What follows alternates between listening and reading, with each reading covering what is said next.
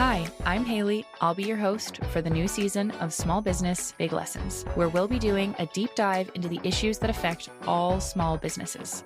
Covering topics from cultivating a community around your business and intentionally staying small to turning down big money and taking a stand, we speak to a group of incredible small business owners to learn the big lessons from their journeys so far. Join me for Season 2 of Small Business Big Lessons, available now wherever you get your podcasts. Personal branding is something they had a general disdain for prior. I honestly harbor this thought that, hey, I'm good enough, my reputation will supersede me, and ta-da, things will happen. Why do I need to brand myself? It's so much work. And this is especially common with professionals that do not really do a lot of outward-facing activity like sales, marketing, BD. You're doing your ops, you're doing your accounts, you're doing your professional engineering stuff. Why do you need to brand yourself? And clearly, I have a very narrow view about personal branding. Today I've been schooled a whole different way to look at personal branding as an extension of trust, as an extension of your reputation. And if you think about it, you want to do some change in your company, you want to embark on a new project, you want to pursue the life that you love, you need that reputation, you need that trust. And how does personal branding then help you to achieve that? That's all for today. Welcome home. Welcome to another Chills with TFC session. In this series, we hope to bring on interesting, relevant people to help us learn better from various perspectives. Life is not always about learning from people that you already agree with. Perspectives shape a rounder thinker. So in our pursuit of the life we love or managing our finances, well, our guest for today is someone that has made his mark in the local and regional HR space. First by championing millennial HR and then moving on into employer branding. He is a great interviewer himself and he's definitely shot some questions back during our time together. He prides himself on relying only on inbound marketing, meaning people look for him, not the other way around. So I think he has some real interesting thoughts around personal branding, and I hope you learn some good juices with Sam Neill from Stories of Asia.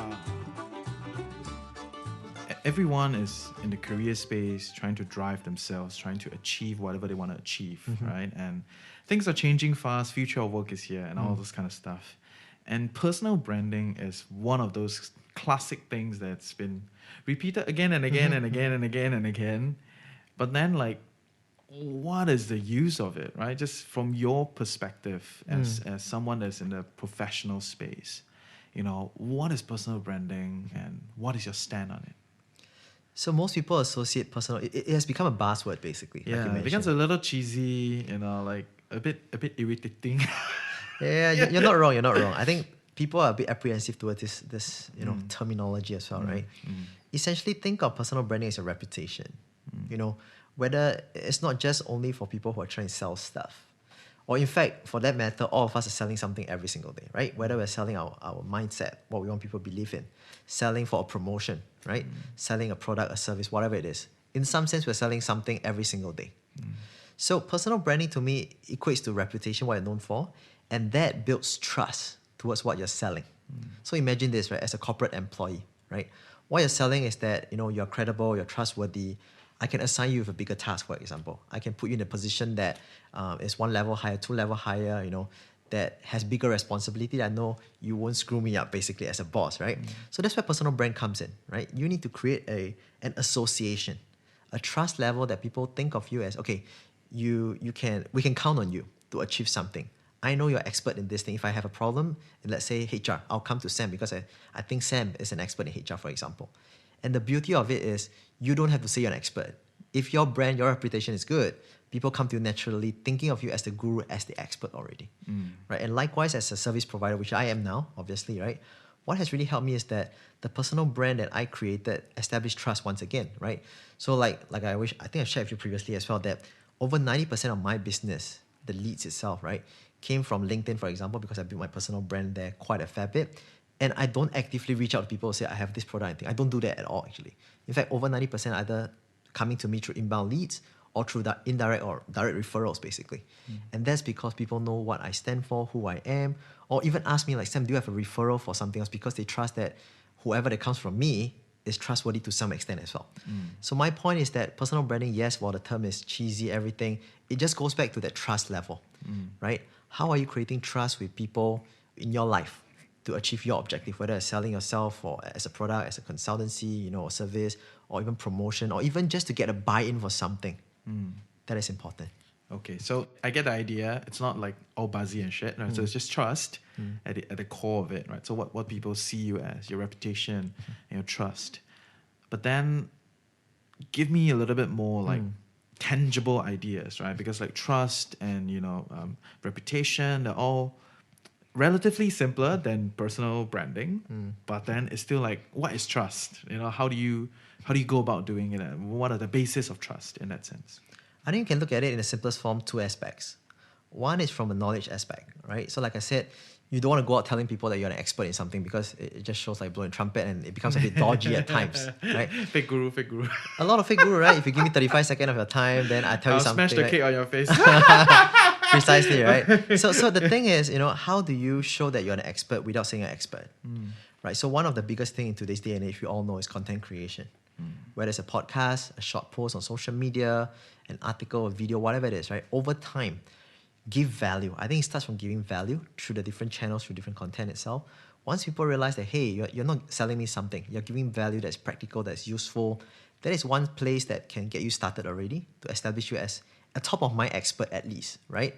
And that's where the first half of the credibility happens. Second bit is then, do people feel like they're connected with you as a person, or do they feel very distant, right? The thing is, there are so many experts out there, gurus from the West, for example, but typically you'll just follow, just learn. You probably won't think of reaching out to them, for example. If you want to be someone that people can reach out to, besides the knowledge part, is do people know you and relate to you as well? Which is why increasingly in today's day and age, you see a lot of people going towards that authenticity route, right? People say authenticity is important, become vulnerable is important. That's the reason why, actually. They want to connect people, let people see them in a different light and feel that they're human. They're not just another organization in that sense. And hence, with that knowledge aspect, with that human aspect, it adds up in the simplest form to give you that trustworthiness, essentially. So essentially, you don't want to be seen as just an encyclopedia, right? Someone that knows everything, but you're very distant, you're not cool, not lovely, and that's kind of what it is. But how then do I know what is like a good brand to build, in that sense, right? Because content and all that is one side of the discussion, and that is like, wow, there's a repertoire of content out there, so much going on. How do I stand out from there? And then there's the whole other part about being human, right? So how do I then become likable, or so like, give me tangibles. Yes. So if you want to consider it, there's also another two step to consider, right? So one is then it starts from social listening. Right? Listening to the market, what are the things that people are talking about, what are some of the gaps, or based on that, what do you see is going to happen, essentially, right? And then, of course, filter down to your target audience. What are they talking about? What's the pain point? What are you trying to solve, right? So that's the first part in terms of outward in kind of thing. Then from inward out, essentially, right? Inside out, essentially, is then you need to ask yourself, right? What am I really passionate about? What's my unique combination of experience, skill set, and passion that you can bring together to call yourself that brand, essentially? Because all of us, while, for example, we may be in a content space, right? But your way of creating content, your beliefs, the way you execute it is different from how I do it, right? So looking inward first and foremost to look at your toolkit, what do you have, what you're passionate about, and see what's the unique proposition they have. That's the first part from an internal looking space, right? And then align from the outside based on the social listening to see where's the match. What can create resonance with my audience, right? What can then drive perhaps commercial viability if you're looking at the entrepreneur space itself, right? Or in a corporate world itself, then what can help me achieve my objective of being visible, for example, or rising up the ranks because people know me for something else or see extra value in what I bring to the table. So in the simplest form, look outside first and then look inward and then find that middle ground, essentially. So, okay, essentially it's resonance. At least that's what I'm getting, right? So it's not just about being yourself, not just about being authentic, but trying to be human, but at the same time know what is palatable outside and then, build that. I'll give you a simple example, sense, right? Yeah. So when I first started out, I was very passionate about the HR space, like I mentioned. So I felt that I could do a lot of things ranging from the recruitment side, engagement side, whatever it is, right? So I went out, just positioned myself as a HR guy, essentially, who's passionate about this. One-stop shop, right? Yeah, pretty much, right? That's what a lot of SMEs do, typically. Yeah. Don't ever call yourself one-stop shop, okay? So that was a problem, actually. What happened was very interesting because I'm a millennial, right? And I'm doing HR. So at that point of time, the millennial topic was quite big. That was about 4 years ago. And then I started receiving more calls saying, hey, Sam, can you talk about the topic about millennial engagement, attraction, and things like that? And that's where I realized that the market saw me as a millennial HR expert. Because I'm a millennial, I'm talking about HR. And that's why for that moment, that period of time, I pivoted the brand a little bit towards the millennial HR guy, right? That helped me grow my business quite a fair bit, that got me, the foot in the door essentially. Then I knew something else was that I wasn't really passionate about the millennial topic because that was like the fad, right? And I know Gen Z is going to come up, whatever it is, so this cannot be a long-lasting thing. So what got me thinking was then, what is something that's more long-lasting? What is something that I still believe in that I can slowly pivot that I need to start building, essentially? Because you don't want to be just a one-hit wonder overnight, success and disappear after a while, right? So that's why I was thinking longer term. So while I was like kind of capitalizing on the millennial topic, doing well for that 1 to 2 years basically, I was building behind the scenes that I knew up and coming next is employer branding. And next is also about HR employer branding come together, which is why I pivoted to HR employer branding, something that was a sweet spot for the very fact that I had HR marketing background. And I always saw that two being very complementary essentially. So from a millennial HR guy, that got me the foot in the door with many people. People start to know who I am, what I stand for, and then I started sharing more about what I'm really passionate about. And that's where things starting to get into place and where I am today basically. Okay.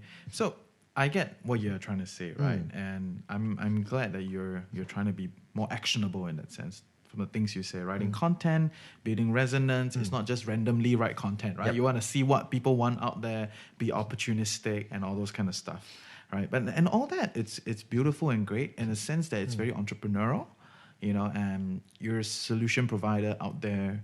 Just very outward, right? A lot of people, the hunters, right? We call them the hunters, right? People that are out there active. But what about if I am just someone that is in a corporate space, I'm just one of the people, and I'm okay being one of the people. I just want to explore to see if I can promote, right? To see if I can move up the ladder because I'm young, right? 25, 35, exploring career, and I'm not that wild outside, right? So how does personal branding then practically stand for me, and how can I take action without spending too much time in that sense? So like I backtrack a little bit, right? I said personal branding is about reputation. Exactly. Essentially, it's about creating trust, right? So most people, the misconception is that personal branding is about going on social media, being loud, just about creating content. Just post. Precisely, right? Just post all the nonsense, get all the likes, and people think that you are somewhere there. Share, like. Precisely, right? That's a misconception, isn't it? But if you're talking about offline, I think that's also a part that is even more important, in fact. One thing that's worked out really well for me is that besides the online part where I constantly ensure that presence is there, good value is there, is that I make an effort to bring the relationship from online to offline. I think that's very powerful. So for those, to your question, to those who are in corporate, for instance, there is no real, let's say, need to kind of expose themselves outside. Like the accounts department, the engineering department, those kind of guys that are doing a lot of ops, back-end stuff. Important, but not out there. Precisely. So how do they articulate their value internally? I think that's the key thing. So the key thing is then, relationship, right? Trust is because of good relationships for a start. How do you build relationships with decision makers, with stakeholders, with your supporters? Okay, so personal brand, how it grows. One aspect of it, right, is you need to have a good, what we call fan base essentially. Right? Fancy. Yeah. So you want people to root for you, right? Yeah. As with any celebrity or human being, you have both sides of the coin, right? You have your fans, you have your haters. The idea is that you want to have more fans than haters or stronger fans than haters, essentially. Right? I always joke about it, like celebrities, like, in the past, like all those Andy Laus or whoever it is, right? Good looking, charismatic. They have their haters as well, right? But they're more fans than haters, essentially. So the thing is, how do you create your fan base? Even without talking about the online bit. So within a company, right? Do you have supporters? Are you just working in silo? Obviously, I know you mentioned like accounts, engineering. Sometimes they're used to working individually, their own work. But I'll encourage you, if you're in that space, right, to think of how can you widen your network? Or even, I should rephrase myself, how do you widen your connections rather?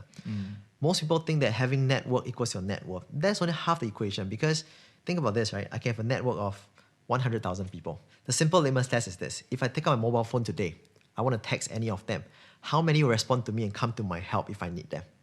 That is connection to me, whether you actually build that relationship. So for corporate people who are not keen to expose themselves too much, think of how you can build meaningful connections. It's not just about numbers, but people who will really root for you, people who have deep connection, who will help you when you need. Of course, you're not building a relationship to expect that help, but all this will come naturally once you build that connection itself, I feel. And also, I think one important thing is that how do you make yourself more visible? It's not always about being loud. I think one misconception is that I need to be loud, I need to speak up in all meetings, to be visible. Raise your hand, right? Yeah.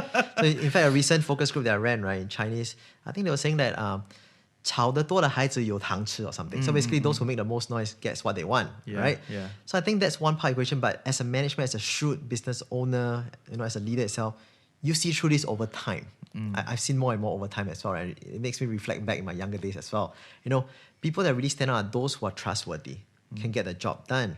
And they can count on them to do the things, essentially. Rather than those who talk a lot, but you realize that it's just empty vessels, it's just noise, it's just a distraction more than anything. So I think these are some things that corporate employees can think about, right? How can I build more meaningful connections, not just network? How can I increase my trustworthiness in terms of deliverable, in terms of reliability? How can I make myself more visible through the value I give and not just about showcasing myself? And one more thing that I reflected quite recently is that if I can turn back time in my corporate days, right? I won't focus so much on just myself. I'll think of how can I lift others up as well. I think that's the part that people appreciate, and generally people have that kind of innate need to kind of return a favor. Reciprocity, right, typically. So if you're constantly helping people, doing people favors and stuff like that, chances are they want to find ways to help you as well because they feel bad, typically. So that's also one way to think about how can I add value, how can I build an ecosystem, things like that. And that will definitely help your career a lot, as compared to just individuals thinking, how can I shine? How can I get the next promotion? How can I showcase myself while making sure that others don't look good?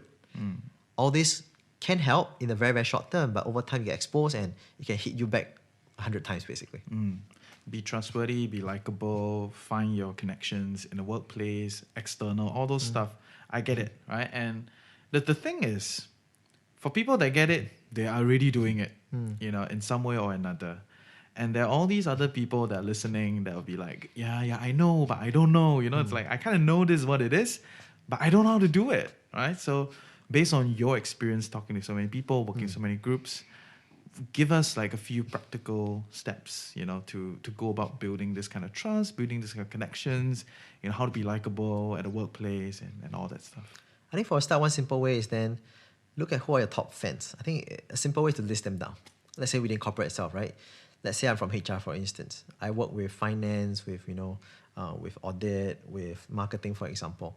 I like to see who are the people I'm working with, and who are the ones that I can convert into my supporters. I think that's a very quick way to think about that, right? So list down, have the clarity, and see who are the people you can convert to. And these are strong core for a start. It can be just 5 people, 10 people that can help you get things done a lot faster. Once you get things done a bit faster, you assess the next level, the middle management, senior management level. Then you start thinking, how can I work with them to become my fans then, right? Build from low up. I think that's how a lot of people start thinking in terms of, I need to reach a senior management start. How do I reach that people, for example? It's far. So how do you start small first to have that building block? I always say career is like a building block. You don't go from 1 to 100 straight away. If you want to be CEO, you need to break down the smaller blocks in terms of what I need, right? For example, I need to have financial acumen, which is why I listen to this podcast, for example, right? I hope you become a CEO after listening to this podcast. Sure. The potential is there. Potential. Okay. Yeah, so that's one, right? You also need to have that network, for example. You need to have that presentation skills. So what are the building blocks? Use that and map it out. And then find ways to build it up towards the end goal itself. You may or may not reach there, but at least at every stage of your career, you're progressing and your value is increasing. I think that's important. In that sense, building a personal brand, multifaceted. There's no simple answer to it. But being likable, trustworthy, take the actions, put in the effort, be conscious about it, all those stuff, great. But then, how do I know I'm overdoing it? Then it become a bit fake, right? Like wow, you're very 心虚, and this guy very fake, try too hard, and how do I know that I'm doing too much, and how do I manage that balance, that delicate balance, so that it doesn't ruin my reputation? Like you said, right? You mentioned briefly trying too hard. If you realize that your brand is constantly changing because of what people want, what people talk about you, what people constantly look for, you need to relook at your brand already. I think that's a problem. Because, like I said, it comes with 2 sides of the coin, or 2 aspects of it, right? First and foremost, of course, social listening. What's out in the market, what some things you can fulfill, essentially, the resonance part, right? And internally, what do you really stand for? All of us have a certain set of core values, things that we believe in, right? And that's where you need to find alignment from that. That's the basic that I cannot compromise. Because once you have that basic that you know is there, no matter what form you change, it still goes back to the core fundamental that you're trying to achieve.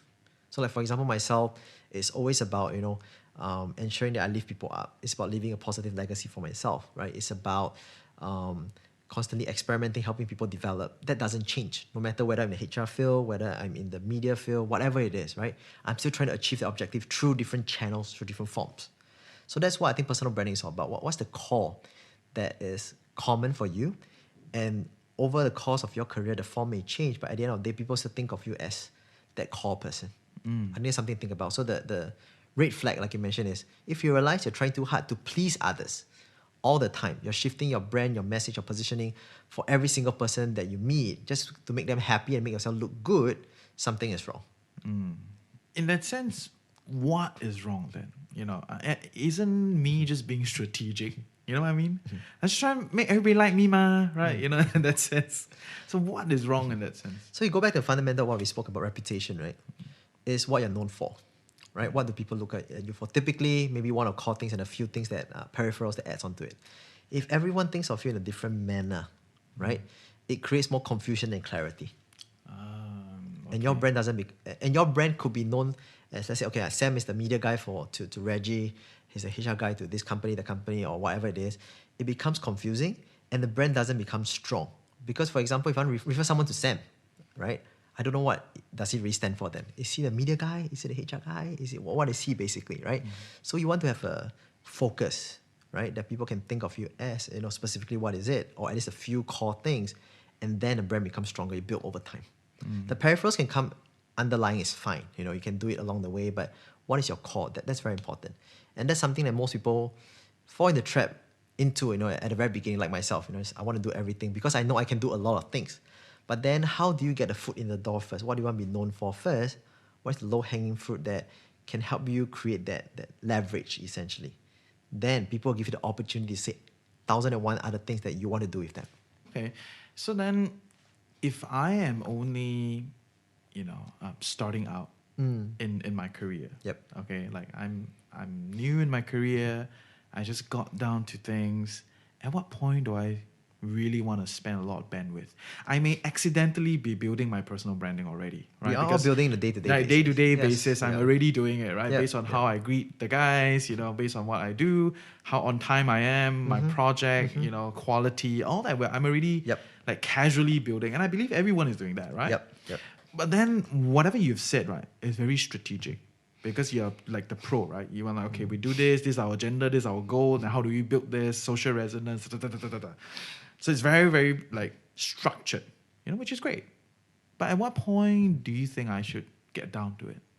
If I'm like just new to a company, new to a career, new to something, do you have some basic advice for me? Like, already 这么多东西, still need to, so many things to do, I still need to care about personal branding. So a lot of people ask me this question, right? Like, Sam, you do so many things. You have a kid, you have 2 businesses, you do 1,001 things basically. How do you manage them and still do them well, essentially? A simple answer is, how do you find a synergy between them? In a very local term, we always say how you use one stone to kill multiple birds, right? Instead of that's a very local thing, huh? I guess. One stone, yes, very direct translate. Quite a bit, right? Yes.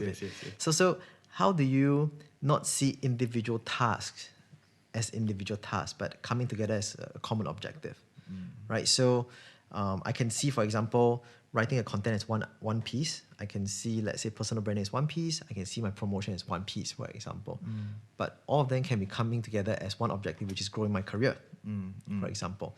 So if you're able to see how all these things connect together, the synergy itself, you can then very, very clearly understand that how can I use the minimal resources, right, to then achieve all these things concurrently. Because when I achieve one thing, for example, when I finish an article, it's part of one way I can recascade it to my personal brand part. It's one way to showcase to my boss that I have the value that helps towards my promotion, for example. So don't think of the 1,001 things as 1,001 things, but how do you synergize them, so put them in pockets at least, right? So that it feels like you have limited resources, yes, but you have minimal stuff to do now, because one item that you do can be leveraged onto multiple things that adds up to an overall objective. Okay. Because I don't want to be spending all my off-work hours thinking about this. Precisely. I don't want to be doing too much. Correct. In that sense, right? Yeah. So then you keep saying about content, writing articles, like that's probably where you start, right? So then if I cannot write, Like, how do I then do that? Like, does everyone need to write an article, or are there other mediums? Are there other things that can be done? Writing is just one way. I think for me, because I wasn't a good writer to start with. By practice and over time became very natural and very comfortable. Yeah, I to think me. my teacher killed me. It's like, you cannot write one lah. So it takes practice. And for me, it's really about finding your voice.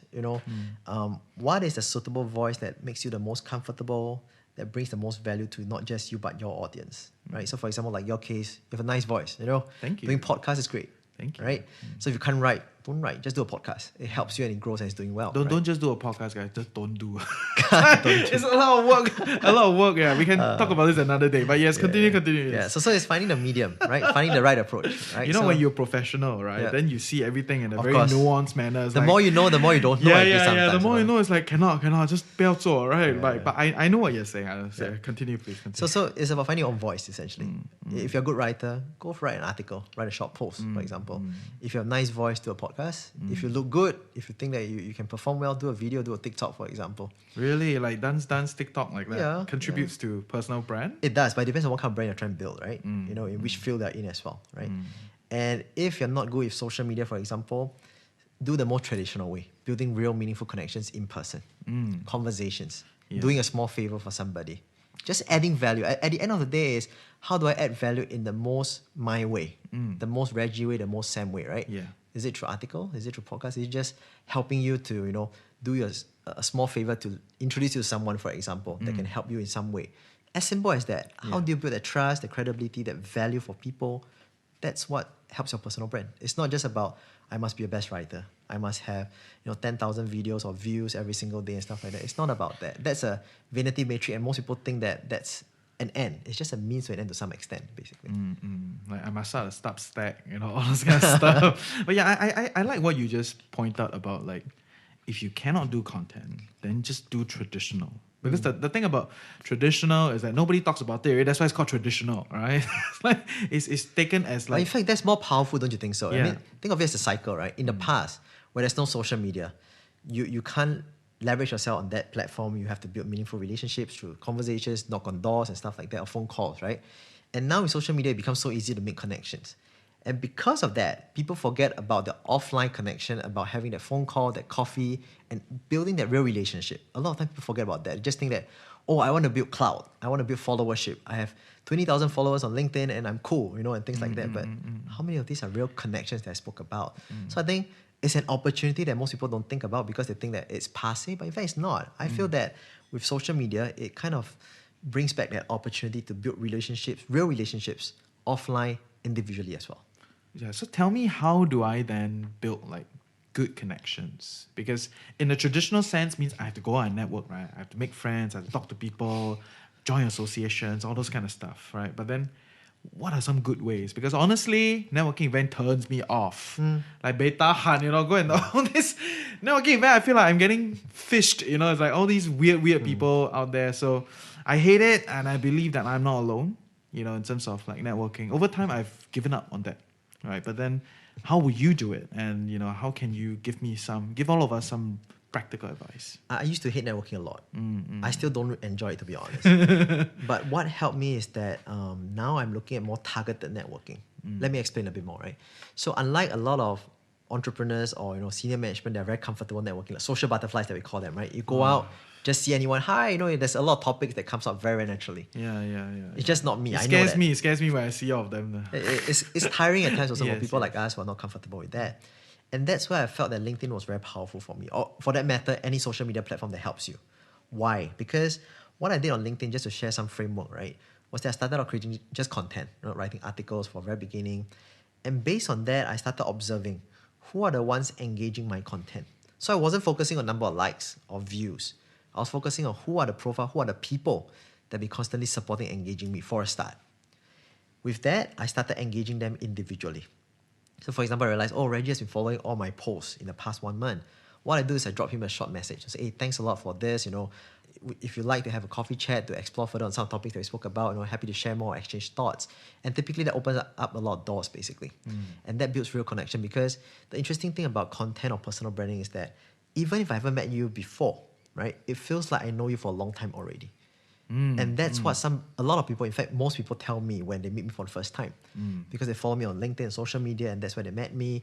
And that's where the conversation opens up very comfortably. It doesn't feel like I'm going in to sell something or pitch. It's like, I want to know more about what you shared about this. I want to know more about Sam in greater detail that you're not sharing on social media. And then naturally it comes out like, so Sam, tell me more about what you do. How can I help you even? That's very interesting and that's very powerful to me actually. So networking doesn't have to be always like going into a cold networking session, but how do you curate your audience? How do you go targeted based on your comfort level? One-to-one, one-to-few, and that's powerful. I'd rather have 10 strong connections than 20,000 that are there to follow me, but I don't know any one of them, and I can't even work with them or anything basically. I know what you mean. Like with our listeners, when I telegram them and then, I'll just kind of use audio chat with them and then be like, it's as if they've connected with me for many, many, very, very long. And we have cumulatively, I think 5 to 10 hours. We've gone a journey with them for a while already. It's been a while. So it's a thing, right? So that's that. And I think you share a lot of good stuff. You share a lot of, strategies and different things. Of course, we can definitely go deeper and deeper into like specificity, how to do it. And all those things become very technical, right? And they could definitely follow you to just kind of learn that from you, from where you're publishing your stuff. But, give me something at the end as to how has all these things benefited you? Yeah. So you do all these, you try all these, real life experience and benefit that you've experienced. To be honest, a lot of things, which is why I'm such a big believer of building personal brand. First thing is I have so much more friends now, as compared to what I had in corporate world itself. And real friends, connections that are willing to kind of stand by me, stand for me, even though I don't know them as well at times. It's very interesting. That's the first thing. And second thing is then, of course, a lot of opportunities just open up without me realizing. For example, right, I think that was about 2 years ago. I had an offer. That was before Stories of Asia was founded. That was my first company. Someone offered me a global HR director role. At my age, was about 32 back then. And I left corporate world as a middle management, right? And never had regional exposure, let alone global. So that was interesting because that credibility, that trust was established because of what you have online and offline. So I think these are some benefits that I saw, in terms of the trustworthiness, in terms of opportunities, whether it's business or corporate opportunities, in terms of real connections that can become a lifelong kind of relationship. I think that's something I value a lot. And I think it's just about also the ability for me to do what I want to do, in terms of giving back, in terms of influencing people, what I believe in. All these things are amazing. And I have never have imagined that, to be honest, when I first started out, because I never had a concept of personal branding at the beginning. But a mentor taught me about that, and I started becoming more focused. And since then, things just happen, and it's really cool, I thought. Yeah. Nice. Cool stuff. Thanks for sharing. Thanks for coming on. And I hope all of you that are like not the fighters, doing your accounts, doing your engineering, HR department and whatnot, like what people perceive as back office, middle office, could also leverage on, personal branding and building yourself, build your trust, build your reputation, and, build that career that you want to do. Thank you. Thanks for your time. Thanks for having me.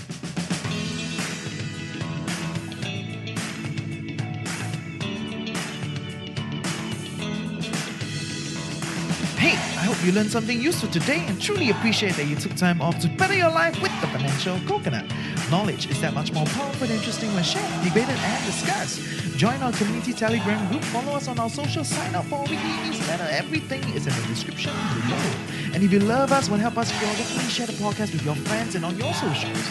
Also, if you have some interesting thoughts to share or know someone that you want to hear more from, reach out to us through hello@thefinancialcoconut.com. With that, have a great day ahead. Stay tuned next week, and always remember, personal finance can be chill, clear, and sustainable for all.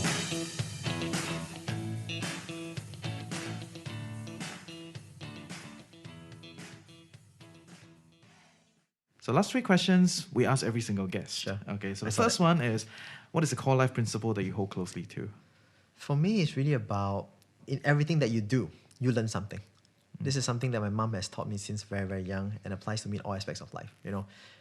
It's not about always doing glamorous stuff, even the smallest dirty work, even like setting up Wi-Fi in a company chalet, sorting out Excel spreadsheets, Painting the wall. filling the holes or whatever it is, right?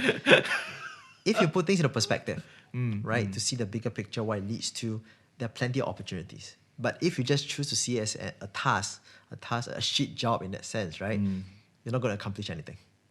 Cool. Thank you. And I take pride in painting my studio's wall. Woo! That's why we have a comfy place, right? Yep. Number 2 is, what is a personal finance advice that you feel needs to be further propagated? Investment is important, but one thing that people often forget is investing in yourself. Okay. So I think investing in yourself to grow your personal brand, to grow your connections, to grow your knowledge, your competency, your value, that's important. Yeah, and it's not always money, right? It's Yep. a lot about spending your time, your bandwidth, learn new stuff, meet people for coffee and all that. Yep. All right, and last question is, which part of your life are you giving additional focus to now? Definitely family, I would say my son, right? That's a new phase of my life. Keto. Yeah, having fun, enjoying myself. So striking a good balance, between work, son, and of course sleep, energy. So that's where I am now. Yeah. Okay, shout out to the Dadpreneur. See you around. Thank you. Take care. Thank you. Bye. Bye-bye. Industry is changing. From electricity generated like this to sustainable alternatives optimized and distributed by AI. From cars assembled like this to greener vehicles delivered efficiently with cloud-based insights. At Aviva, we're helping industries lead this change. By connecting their teams with trusted insights, they're operating smarter, engineering better, and finding new ways to provide life's essentials. Find out more at takesyouthere.aveva.com. Aviva will take you there.